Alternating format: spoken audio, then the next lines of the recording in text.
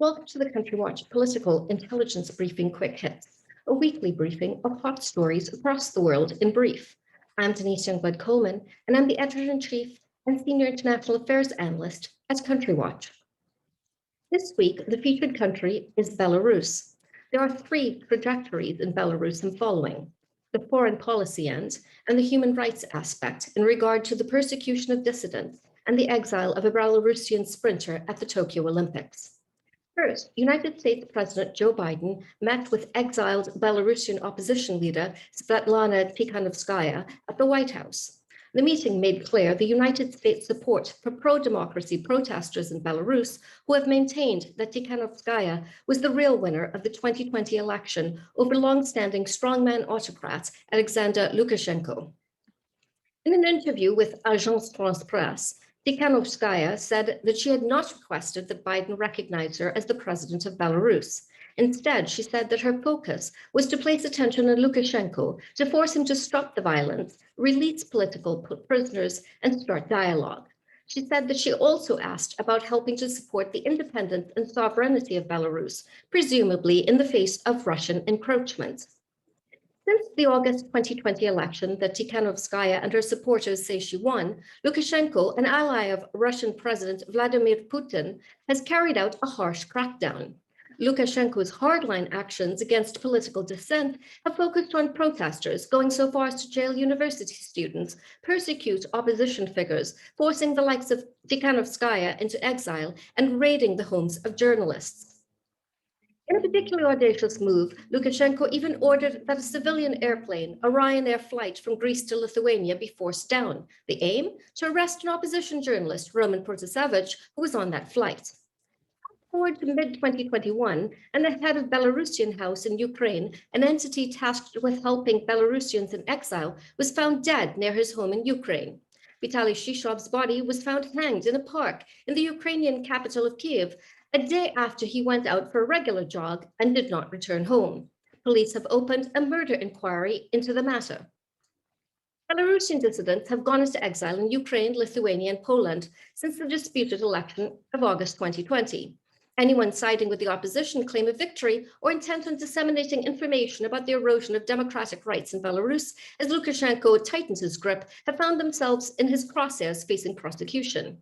Entities such as Belarusian House have become crucial support systems for new arrivals from Belarus and Ukraine by providing legal assistance and also helping them to find housing and employment.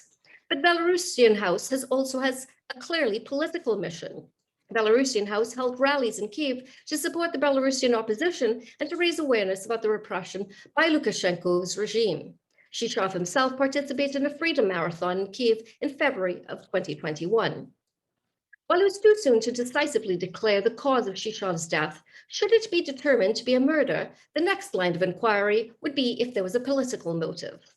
Finally, at the Olympics in Japan in mid-2021, a Belarusian athlete competing at the Tokyo Games was granted a humanitarian visa from Poland after refusing an order to fly home early. Kristina Timanovskaya, a sprinter, said that after criticizing her coaches and expressing fears for her safety, she was forcibly taken to the airport where Belarusian authorities tried to repatriate her by force. According to Timanovskaya, officials gave her an hour to pack and escorted her to the Tokyo Haneda airport. On the Telegram channel of the Belarusian Sports Solidarity Foundation, she posted a video saying, "They're trying to get me out of the country without my permission." She then called on the International Olympic Committee, the IOC, for help, and using the Google translation application on her phone, asked Japanese authorities for assistance while at the airport.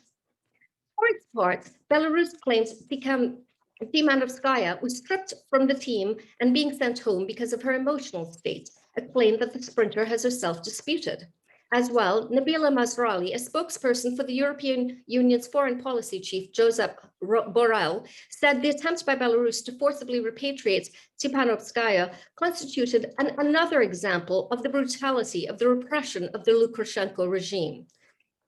The European Union also expressed full solidarity with the sprinter and welcomed Poland's assistance to her cause. Moving across the world to Hong Kong, United States President Joe Biden offered safe haven to Hong Kong residents by deferring their departures. Under the deferral measure, Hong Kong residents would be allowed to extend their stay in the United States for up to 18 months and seek authorization for employment. At issue was the Chinese government's harsh crackdown on civil liberties in the form of the draconian National Security Law of 2020. That national security law criminalized freedom of expression and freedom of speech, allowing those in power broad authority to target people on charges of secession, foreign interference, sedition, terrorism, and other threats to the central government. Such national security laws have throughout been resisted by pro-democracy activists in Hong Kong because of the belief that they would chip away at the level of autonomy enjoyed in Hong Kong under the one country, two systems formula that has been in place since the territory reverted to being within Beijing's grasp. But now, with the National Security Law of 2020 in place, that end result had arrived. The move by Biden was expected to place further pressure on the already strained relations between Washington, D.C. and Beijing. Another hot story I'm covering is Afghanistan, where fighting has broken out between the Taliban and Afghan forces. With the exit of United States forces from Afghanistan after almost 2 decades of engagement in that country, the Taliban was making strides in an effort to regain control.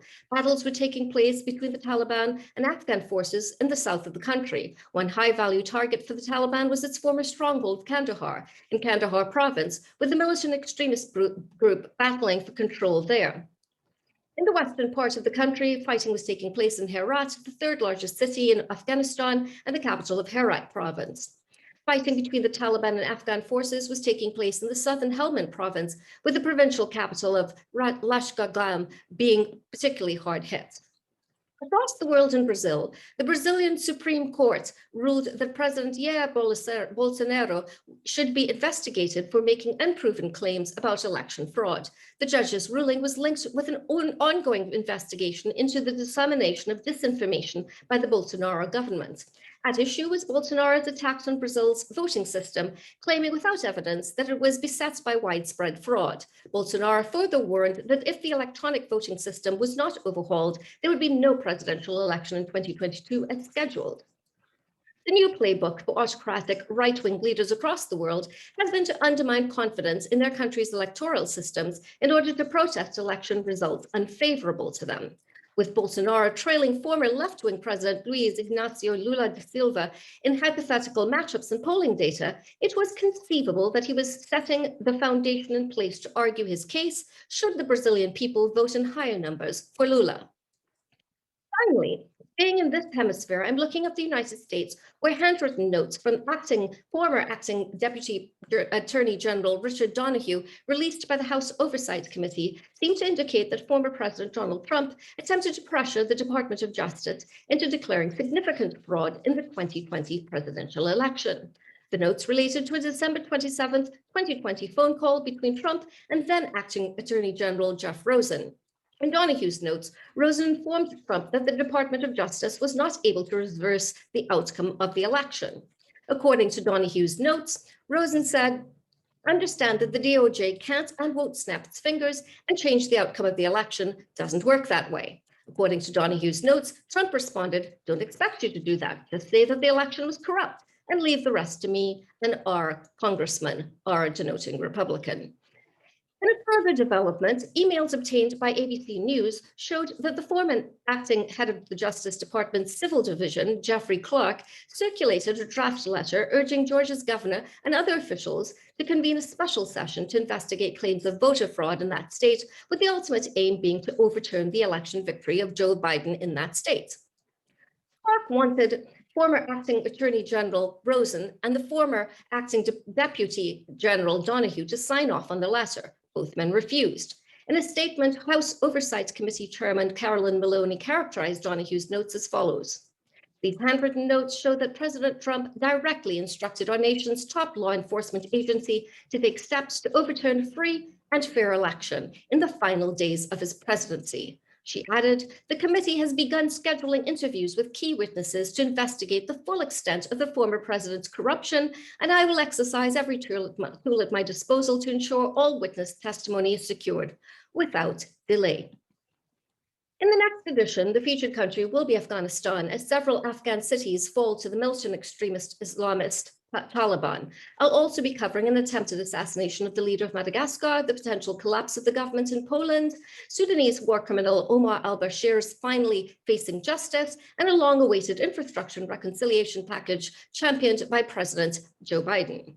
For more information about our political stories, read my weekly political intelligence briefing. And for more information about the global pandemic, my coronavirus report, both of which are accessible from the front page of the Country Watch website at www.countrywatch.com. Thank you for your time. Have a great day, and remember that we live in an interconnected world.